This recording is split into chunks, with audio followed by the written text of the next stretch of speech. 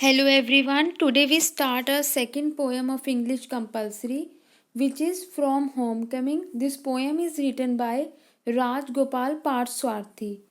This is a pre-reading activities and this is about the poet. He is a poet, translator, critic, editor. जो राजगोपाल पार्थसारथी थे वो poet भी थे, translator भी थे, क्रिटिक भी थे और एडिटर भी थे। और उनका बर्थ कहाँ हुआ? तमिलनाडु इन 1934 में उनका बर्थ हुआ है। ठीक है, पोइट के बारे में हम इतना ही जान लेंगे क्योंकि रेफरेंस टू कंटेक्स्ट जो आता है उसमें हमें पोइट का नाम और जो पोइट्री उससे रिलेटेड है वो नाम पता होना चाहिए। पोएम कौन सी है? From Homecoming, written by doctor Rajagopal Parthasarathy. This is about the poem.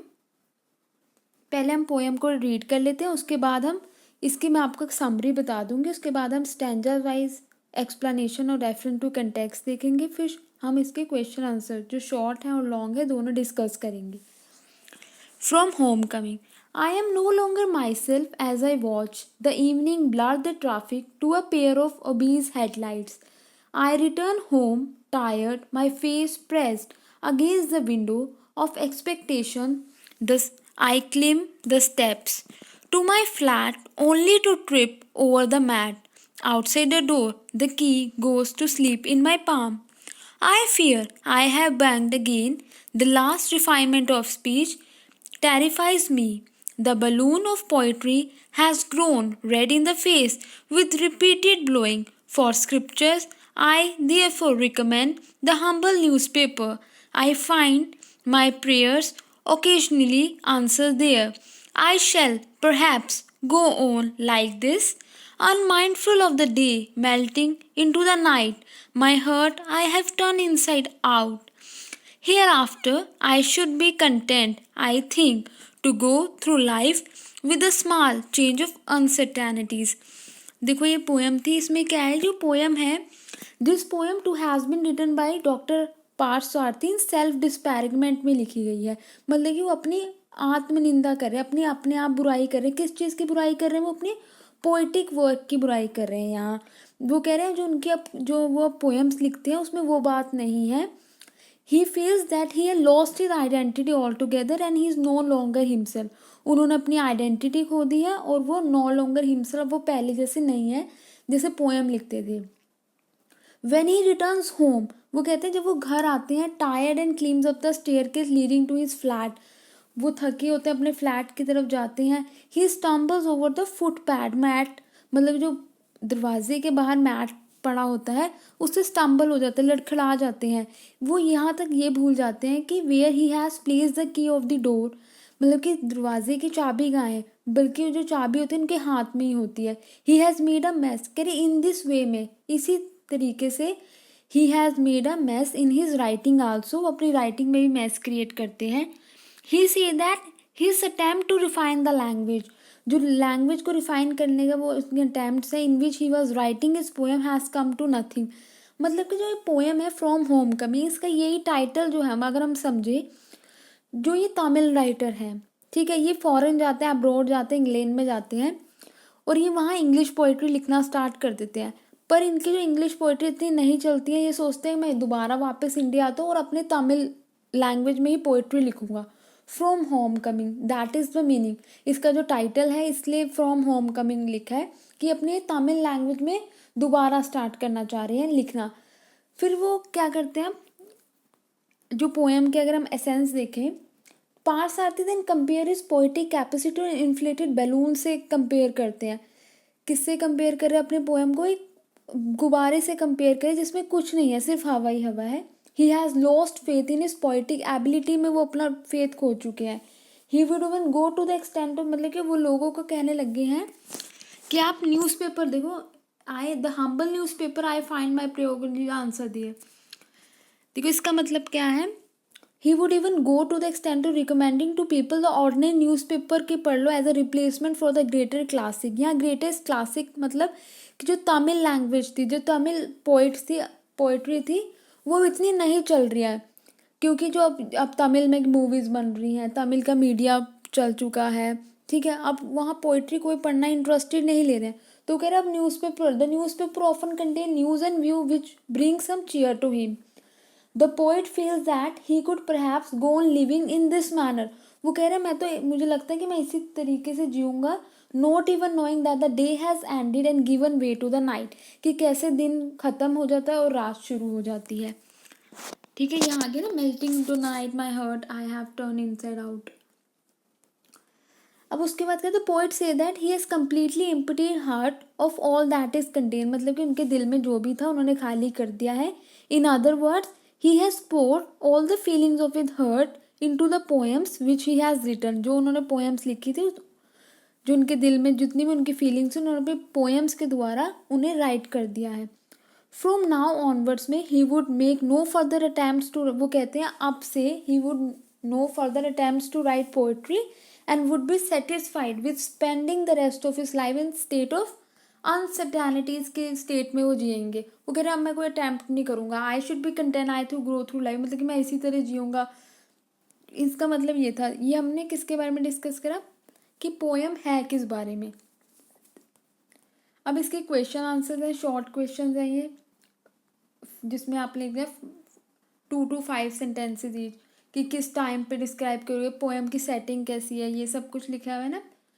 Door step पे ये वेरी इंपॉर्टेंट क्वेश्चन है कि what happens to the speaker at the doorstep, क्या होता है उन्हें। अब ये फिर इसके बाद ये लॉन्ग क्वेश्चन हैं सारे, ये लॉन्ग क्वेश्चन हैं लॉन्ग, और ये पोस्ट रीडिंग एक्टिविटी है। अब हम स्टैंजा वाइज देखते हैं इसके एक्सप्लेनेशन और उसका रेफरेंस टू कंटेक्स्ट। जो भी पैसेज आएगा इस पोएम से रिलेटेड, उसका रेफरेंस टू कंटेक्स्ट होएगा वो हमेशा सेम रहेगा। ठीक है, पैसेज वाइज इसके एक्सप्लेनेशन चेंज होती रहेगी, जैसे पैसेज में लाइनें होएंगी उसके हिसाब से हम अपनी एक्सप्लेनेशन को बदलते रहेंगे, पर रेफरेंस टू कंटेक्स्ट होएगा। रेफरेंस टू कंटेक्स्ट में हमें लिखना होता है ये पोएम का एसेंस क्या है, पोएम की थीम क्या है, पोएम लिखी किसने है, और पोएम का टाइटल क्या है। 3 चीज़ें रेफरेंस टू कंटेक्स्ट पे बेस्ड होती हैं कि मेन जो आपकी पूरी पोएम है उसका थीम क्या है, पोएम है किस बारे में, आपको बताना क्या चाह रही है वो आपको मैंने समरी में बता दिया। ठीक है, उसके बाद इस पोएम को लिखा किसने है और इस पोएम का टाइटल क्या है। 3 चीज़ें अगर आप रेफरेंस टू कंटेक्स्ट में लिखते हो तो रेफरेंस टू कंटेक्स्ट एक्सप्लेनेशन के बाद में करते हैं, इसके आपके मार्क्स तो पक्के हो जाते हैं। देखो यहाँ है reference to context, these lines have been taken from Rajagopal Parthasarathy poem, title कौन सा इनका, from Homecoming. This poem has been written in a tone of self disparagement की थीम टोन में लिखी गई, आत्मनिंदा कर रहे हैं ना वो अपनी। Here the poet expresses disappointment with himself for writing his poem in English not in Tamil, मतलब वो कहते हैं मैं इंग्लिश में लिख रहा हूँ तमिल में नहीं, which is is mother language. Tamil जो है पोइट की मदर लैंग्वेज है। रेफरेंस टू कंटेक्स्ट देखो सेम रहेगा। अब एक्सप्लेनेशन क्या है इसकी, देखो here the poet simply describe, दिखाते हैं कि अपना रिटर्न कर रहे हैं वो होम आफ्टर लॉन्ग स्टे के बाद अब्रॉड में। He says he is returning home in the evening, वो इवनिंग में रिटर्न कर रहे हैं। द हेडलाइट्स है जो फ्रंट व्हीकल्स की वो बड़ी दिख रही है and hazy in an unpleasant manner में।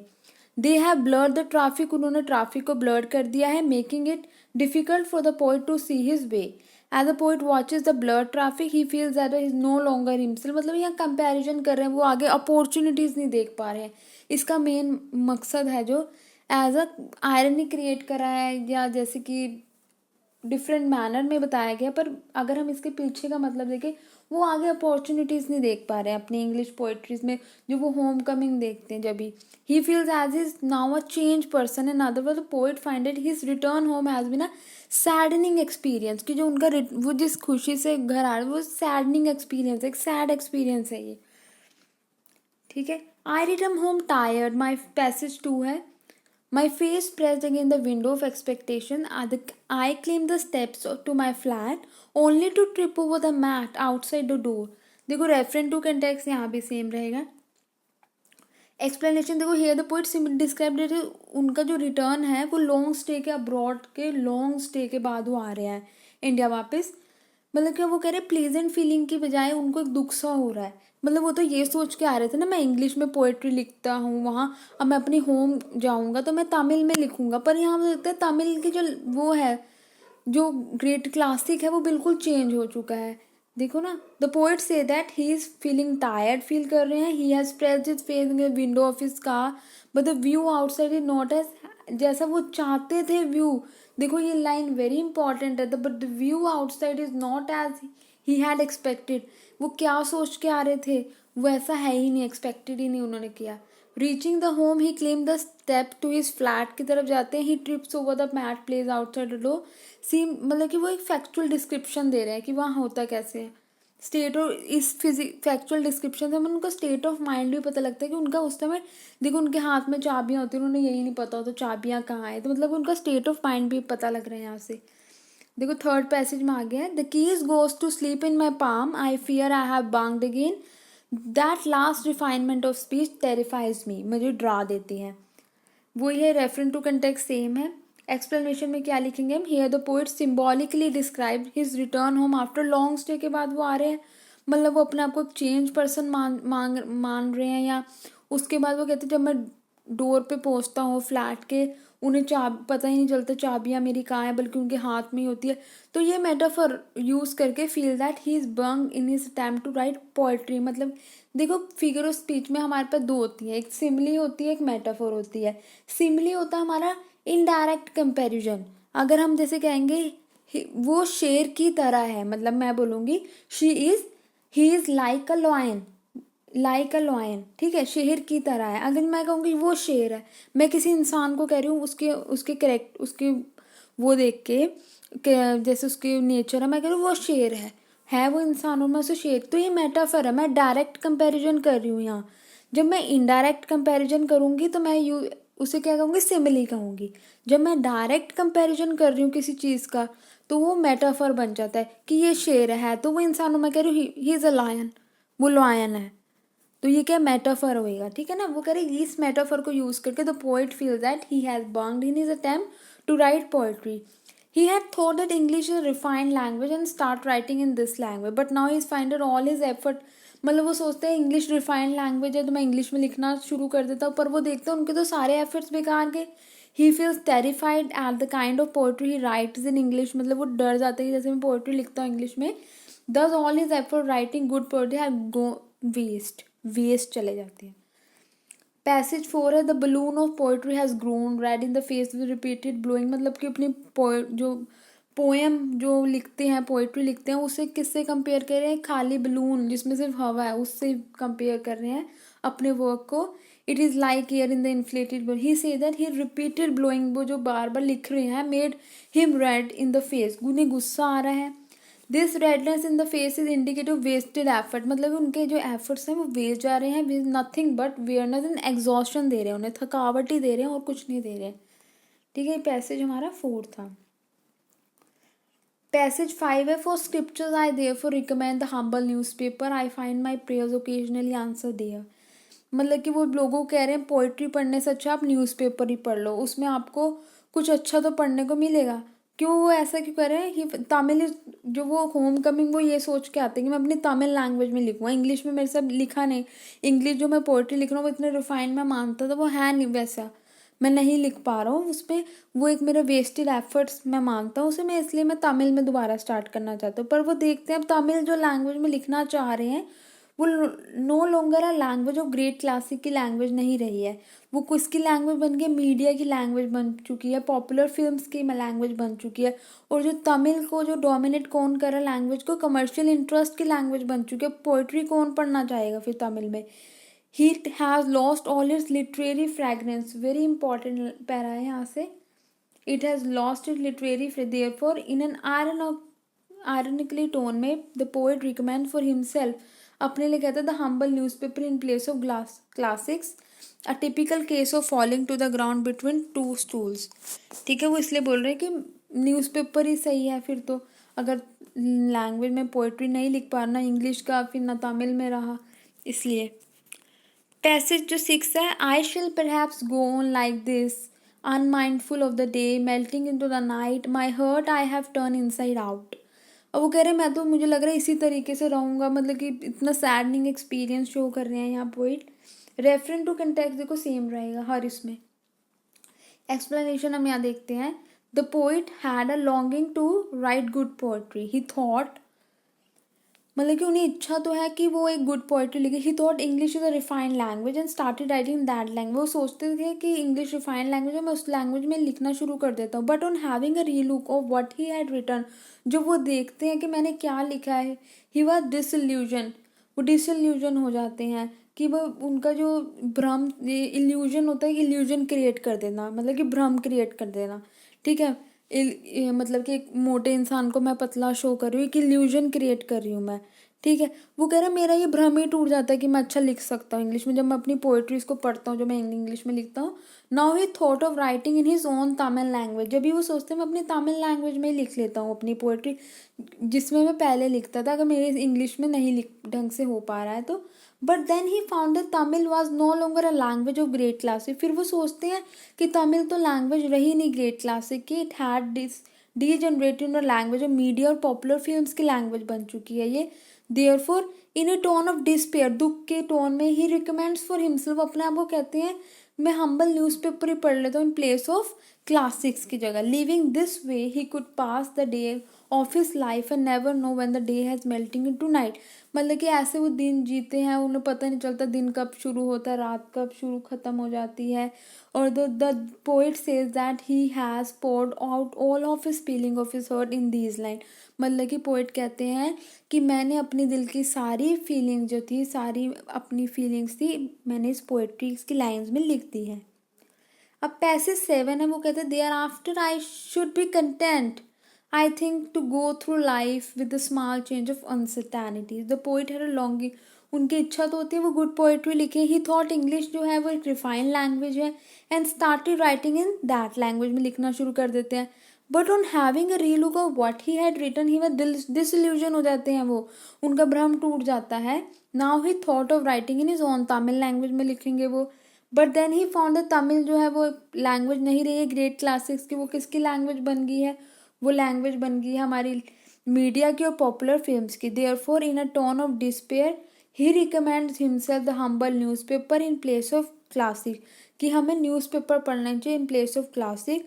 लिविंग दिस वे, ऐसे जीते हुए he could pass the day of his life and never know when the day has melted into night, कि कैसे दिन खत्म हो जाता है, रात शुरू हो जाती है। The poet says that, poet कहते हैं he would be content to go through life with a small change of uncertainty, मतलब वो ऐसे ही जिएंगे। In other word he would no longer write poetry, वो पोएट्रीज नहीं लिखेंगे, and would pass his life in a state of uncertainties की state में जिएंगे। He would not set his heart on doing any particular thing, वो कोई particular thing नहीं करेंगे। ही would be like having coins of very small value in place of paper money, paper money जो हम वो कह रहे सिक्कों को कंपेयर कर रहे हैं वो अपनी पोइट्री को सिक्कों से। देखो अभी आगे शॉर्ट आंसर टाइप क्वेश्चन, हमने रेफरेंस टू कंटेक्स्ट और सारे पैसेजेस की एक्सप्लेनेशन पढ़ लिया। अभी शॉर्ट आंसर टाइप क्वेश्चन है। वो कहते हैं what time of the day is being described in the poem, मतलब कौन से टाइम को डिस्क्राइब कर रहे हैं वो पोएम में। जो हम इवनिंग के टाइम को डिस्क्राइब कर रहे हैं पोएम में। When it start getting dark and the lights are switch on हो जाती हैं। What is the setting of the poem, poem की सेटिंग कहाँ है, सिटी है, टाउन है, विलेज है, ये बनी हुई है सिटी में बनी हुई है ये। The poem is in city. Word like जैसे ट्रैफिक, कैसे हमें पता लगता है सिटी में बनी है poem, word like traffic, headlights, flat providers a clue. The poet is returning home in the evening after a tiresome day, के बाद वो आते हैं। What happens to the speaker at the doorstep, मतलब क्या वो कहते हैं कि स्पीकर, ये very important question is a very important question. What happens to the speaker at the doorstep, doorstep पे स्पीकर को क्या होता है। The speaker trips over the mat outside the door, he forgets the key he is holding in his palm, मतलब कि वो भूल जाते हैं उनके हाथ में ही चाबियां हैं। It is as if the key has gone to sleep, चाबियां सो गई हैं। The speaker is in a lost state of mind में होते हैं, लॉस्ट स्टेट ऑफ माइंड में होते हैं। What has happen to poetry and why, poetry को क्या होता है और क्यों होता। The poet say the balloon of poetry has flown red in the face with the repeated blowing, मतलब कि वो गुब्बारे से कंपेयर करें इन्फ्लेटेड बैलून जिसमें कुछ नहीं है, सिर्फ हवा ही हवा। The poet means to say the effort जो था उनका राइटिंग पोइट्री अपनी लैंग्वेज में लिखने का, तमिल लैंग्वेज में फेल हो गया है। क्यों फेल हो गया हम ये भी बताएंगे वाई, क्योंकि वो होम कमिंग किसे मानते थे, इंग्लिश से तमिल को होम कमिंग मानते कि मैं तमिल में लिखना शुरू कर दूंगा। पर जो तमिल थी अब वो लैंग्वेज किसकी बन गई थी, वो बन गई थी लैंग्वेज मीडिया की बन गई थी, वो लैंग्वेज ऑफ पॉपुलर फिल्म्स की बन गई थी। अब पोइट्री तो तमिल में कोई पढ़ता ही नहीं था, इसलिए वो ये कह रहे हैं वो इन्फ्लेटेड बैलून की तरह कंपेयर कर, they are devoid of any substance. अब वो कहते हैं फिफ्थ क्वेश्चन है, why does the poet recommend newspaper, poet newspaper को क्यों रिकमेंड कर रहे हैं? The poet says so in an iron manner में बोल रहे हो, आयरनिक मैनर में बोल रहे हैं, Tamil is no longer the language of classic की लैंग्वेज नहीं रही है, it has lost is classical flavour, उन्होंने खो दिया है तमिल लैंग्वेज ने, it become the language of media only और पॉपुलर फिल्म और कमर्शियल इंटरेस्ट की लैंग्वेज बन चुकी है, देयरफॉर द जो स्पीकर है वो रिकमेंड करता है reading newspaper instead of classics.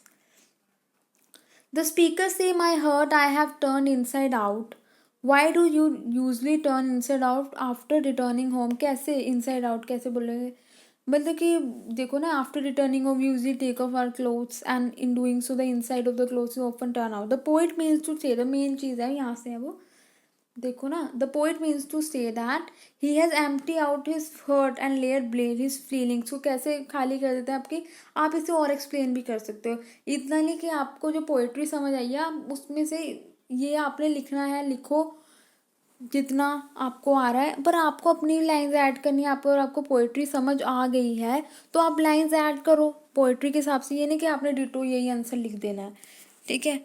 आप ये लिख सकते कैसे उन्होंने अपनी फीलिंग्स अपनी पोइट्रीज लिख के उन्होंने अपनी हर्ट की जो जितनी भी फीलिंग्स है अपनी पोएम्स में लिख दिया है, यहाँ ये लाइन मेंशन नहीं है, आप ये लिख सकते हो, ठीक है। अब देखो व्हाट डज द पोइट, और आप अगर आपको मार्क्स गेन भी करने हैं आंसर राइटिंग में शो, तो आप जो पोएम्स की लाइंस होती हैं वो भी अपने आंसर में ऐड कर सकते हो, पर जैसे कि हम ये जो पोएम्स की लाइंस होती हैं और ऑथर के रेफरेंस होते हैं ये हम ऐड करते हैं लॉन्ग आंसर टाइप क्वेश्चन में, ठीक है। अगर आप शॉर्ट आंसर टाइप के क्वेश्चन कर रहे हो, 2 नंबर का क्वेश्चन है, आप उसमें पोएम्स की लाइंस भी लिख रहे हो, तो ये तो टाइम वेस्टिंग ही हुआ, क्योंकि 2 नंबर का क्वेश्चन आता है 1 से 2 लाइनों में लिखना होता है, दैट सेट जितना ही इसमें दे रखा है बुक में शॉर्ट आंसर टाइप के लिए। जब आप लॉन्ग आंसर टाइप करते हो तो आप उसमें पोएम्स की लाइंस ऐड करो, अगर आप प्रोज कर रहे हो, ठीक है, अगर आप प्रोज कर रहे हो तो आपको चैप्टर्स की लाइंस ऐड करनी है कि ऑथर का ये रेफरेंस था, इस लाइन में हमने ये बोला, अभी हम प्रोज भी डिस्कस करेंगे आगे, ठीक है। ऐसे अब बता what does the poet speaker come to expect at the end of the poetry poem में स्पीकर क्या एक्सपेक्ट कर रहा है, the speakers come to expect that there can be no true homecoming, नहीं है, one can never be completely at home anywhere, there can be no perfect place where person के, मतलब कैसे home coming नहीं है, कि वो सोचे थे मैं तमिल लैंग्वेज में लिखूंगा, पर तमिल की जो लैंग्वेज है वो ग्रेट क्लासिक की लैंग्वेज ही नहीं रही है, वो किसकी लैंग्वेज बन गई है, वो बन गई है मीडिया की और पॉपुलर फिल्म्स की और कमर्शियल इंटरेस्ट की लैंग्वेज बन चुकी है, इसलिए वो कहते हैं कि ये होम कमिंग नहीं है, a feeling of discomfort discipline में ऑलवेज देयर होता ही होता है। अब आ जाते हैं हमारे पे लॉन्ग आंसर टाइप क्वेश्चन कैसे हैं ये आप इसका स्क्रीनशॉट लेना, आप स्क्रीनशॉट ले लेना, मैं आपको जिसका एसेंस है जिसका मेन है थीम हिंदी में आपको इस आंसर को बता देती हूँ, बाकी आप इसमें देखना।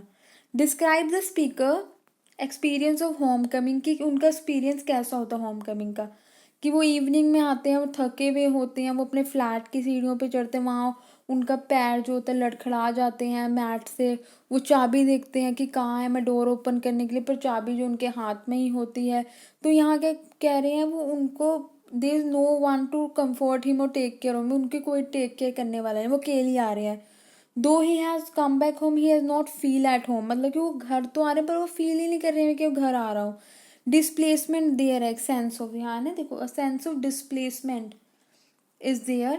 The speaker experience has a symbolic meaning also. He has come back to India after a long stay in England. He had started writing poem English because he thought it a refined language. But उनका उनका जो भ्रम होता है वो टूट जाता है एंड इंग्लिश लैंग्वेज की रिफाइंड लैंग्वेज स्टार्ट तो कर देते हैं लिखना, पर वो उनके जब वो अपनी पोइट्रीज पढ़ते हैं इंग्लिश में लिखी हुई वो सोचते हैं नहीं मैं ये लिख पा रहा हूँ, मैं अपने तमिल में, होम कमिंग का मतलब कि दोबारा अपनी तमिल लैंग्वेज में स्टार्ट कर देना लिखना, वो सोचते हैं। He wanted to write his non Tamil language but वो देते तमिल अपना क्लासिक फ्लेवर खो दिया, वो वैसी लैंग्वेज वो पोइट्री की लैंग्वेज नहीं रही है, वो किसकी लैंग्वेज बन गई, सिनेमा की, फिल्म्स की, मीडिया की, कमर्शियल इंटरेस्ट की लैंग्वेज बन चुकी है। तो ये कहते हैं स्पीकर कहते हैं no true homecoming anywhere one can also substitute one displacement with another kind of displacement बोल रहे हैं, ठीक है। Illustrate with example the physical and mental state of the speaker as is return home, कि कैसी उनकी physical और mental state थी, जो फिजिकली टायर्ड थे और मेंटली डिसल्यूजन थे। मेंटली डिसल्यूजन मतलब कि उनका जो भ्रम था कि मैं इस लैंग्वेज में लिख सकता हूँ इंग्लिश में, वो टूट रखा होता है, और जैसे उनका फिजिकली बता रहे हैं एक्शन, तो उनके हम उनका दिमाग को स्टेट ऑफ माइंड भी समझ सकते हैं। जैसे वो बोलते हैं कि he stumbles over the door mat, he forgets the key he is holding in his hand. मतलब कि उनके हाथ में चाबियां हैं, उन्हें फिर भी नहीं पता कि चाबी डोर में कैसे खोलूं। मतलब कि वो, इसका मतलब उनका जो लॉस्ट समवेयर, मतलब कि वो मान ही नहीं रहे हैं। एक्सपेक्टेशन से, जैसे उनकी एक्सपेक्टेशंस टूटी हैं। कैसे एक्सपेक्टेशन टूटी है? वो इंग्लिश में रिफाइंड लैंग्वेज मानते, तो उनसे वहाँ वो सोच रहे हैं कि मेरे से नहीं लिखी गई इंग्लिश में पोइट्री, तो वो तमिल में दोबारा अपनी मदर लैंग्वेज में लिखना सोच रहे हैं। मैं लिखना शुरू कर देता हूँ, इसलिए इंग्लैंड से इंडिया वापस आ रहे हैं वो, ठीक है। पर वो देखते हैं मेरी तमिल लैंग्वेज वैसी ग्रेट क्लासिकल लैंग्वेज नहीं रही है, ठीक है। तो इससे उनकी दिमाग पे बहुत असर पड़ा है। The speaker mental state is a direct result of his physical state. He stayed in England for a long time, had now come back to India. He disillusion हो जाता है, now he wanted to write Tamil language में। ये देखो वही चीज़ें हैं, repeated हो रही हैं बार बार। आपको एक बारी बस पोइट्री समझनी है, आप क्वेश्चन आंसर तो अपने आप अटैम्प्ट कर लो। अगर आपको पोएम का एसेंस और ऑथर क्या कहना, स्पीकर या पोइट क्या कहना चाहता, अगर आप ये समझ गए तो क्वेश्चन आंसर कोई ज़्यादा बड़ी डील नहीं है, ठीक है। अब attempt a character stretch of the speaker on the basis of the clues provide in the poem, कि कैसा करेक्टर स्टेच है स्पीकर का। देखो हमें पता लगता है स्पीकर जो नेटिव है तमिलनाडु के रहने वाले हैं वो, सबसे पहली बात, क्योंकि उनकी तमिल जो है मदर लैंग्वेज है। वो कम बैक आ रहे हैं अपने घर, बहुत टाइम बाद आ रहे हैं वो इंग्लैंड से। वो एक फ्लैट में रहते हैं, वो फिजिकली वीक और टायर्ड है, ब्लर्ड एटमॉस्फेयर इवनिंग लाइट का। He use to have a rosy picture of England, her people and their language की।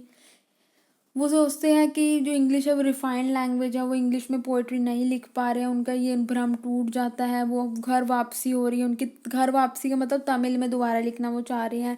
वो राइट देखो ना यहाँ अपनी, बट वो देखते हैं इसकी लैंग्वेज ही नहीं है क्लासिक, ये रह चुकी है अब, no longer old language as classic. He had become the language of, it had become, कौन सी लैंग्वेज बन चुकी है, न्यूज़पेपर और सिनेमास की बन चुकी है। So the speaker decided not to write in Tamil also. वो कहते हैं मैं तमिल में भी नहीं लिखूंगा। Now he felt as displaced as his own home, मतलब कि अब तो अपने घर निकाला भी उनका हो गया। समझ, वो सोच रहे थे कि मैं अब्रॉड छोड़ के, इंग्लिश छोड़ के मैं तमिल में लिखना स्टार्ट कर दूंगा। इसको वो होम कमिंग कह रहे हैं, इस टाइटल को आप समझो, ये है होम कमिंग। तो अब वो कह रहे हैं मैं तो घर का भी नहीं रहा, तो इसलिए मैं पोइट्री नहीं लिखूंगा। He came to realize that he had no true homecoming and one can only substitute one kind of displacement in another kind of, मतलब कि एक डिस्प्लेसमेंट, मतलब कि एक जगह से दूसरी निकाले के दूसरी जगह से भी निकाले जा रहे हैं, सब्सटीट्यूट वो मान रहे हैं। अब देखो ना, अब है हमारे पास जो लास्ट ही क्वेश्चन है ना, उसके बाद तो पोस्ट रीडिंग एक्टिविटीज है। Analyse the poet use of irony and under statement in this poem. कैसे आयरनी यूज करते हैं और अंडर स्टेटमेंट क्या है, ये वही पोएम्स की लाइंस दे रखी हैं इस आंसर में, और उसको आगे एक्सप्लेन कर रखा है कैसे ये आयरनी का काम कर रहे हैं। Elements of irony understatement pervade all through the poem, मतलब पूरी पोएम में आयरनी थी। Such expression as I watch the evening blur the traffic I return home, इसका मैं ये सब कुछ क्या आयरनी यूज कर रहे हैं कि एक्सपेक्टेशन अपॉर्चुनिटीज उन्होंने आगे दिख रही है, ब्लर द ट्रैफिक ये शो कर रहे हैं, ठीक है। आई रिटर्न होम टायर्ड, थका हुआ आ रहा हूँ। आर एग्जाम्पल ऑफ अंडरस्टेटमेंट क्या है, these expression give a pictorial description of the evening scene दे रहे हैं। Dusk has fallen on the scene and the poet is returning home, poet क्या है, घर वापसी आ रही है। ही इज फीलिंग टायर्ड थके हुए, but there is much more than meets the eyes. The poet is not only physically tired, मतलब mentally disillusion भी है वो, मतलब कि जैसा वो सोच के आते हैं वो देखते हैं कि ऐसा तो कुछ है ही नहीं, तमिल में ऐसी लैंग्वेज रही नहीं वो ग्रेट क्लासिक। मुझे दिमाग पे भी इसको मेंटल स्टेट भी, जैसे चाबियां उनके हाथ में होते वो कह रहे हैं मैं डोर कैसे खोलूँ, वो लड़खड़ा गए हैं अपने डोर मैट से, मतलब कि उनकी टेक केयर करने वाला कोई नहीं है, ठीक है। ये सब कुछ बोलता। Poet had great expectation from his home coming but now he doesn't find any kind of coming in to view. The poet tripping over the mat, key going to sleep in palm, ठीक है। ये सब beginning of the poem. The elements of irony are also not hard to find in the poem when the poet say for scriptures I recommend the humble newspaper, there could be nothing more ironically than this, the small change of uncertainty, मतलब कि अब मैं ऐसा ही रहूँगा, ऐसे जीवन व्यापन करूँगा। To creates an ironically jingle, ये आयरनी क्रिएट कर रहे हैं। देखो ना न्यूज़पेपर सही है, पोइट्री से सही ये लाइंस बता रही है। हमने इसमें पोएम्स की लाइंस बतानी है पोइट्री की जो आयरनी क्रिएट कर रहे हैं। कहाँ कुछ रहे हैं, बात का मतलब कुछ हो रहा है, ठीक है। ये है, तो ये तो पोस्ट रीडिंग एक्टिविटी है, ये नहीं आपने करनी, ठीक है।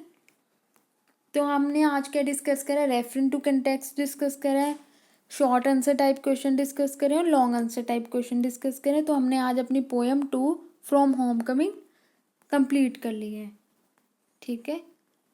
होप आप अन्य समझी होगी। हाँ, हम we completed our poem from Homecoming written by Rajgopal Parsathi. He's a Tamil writer. Just thank you very much.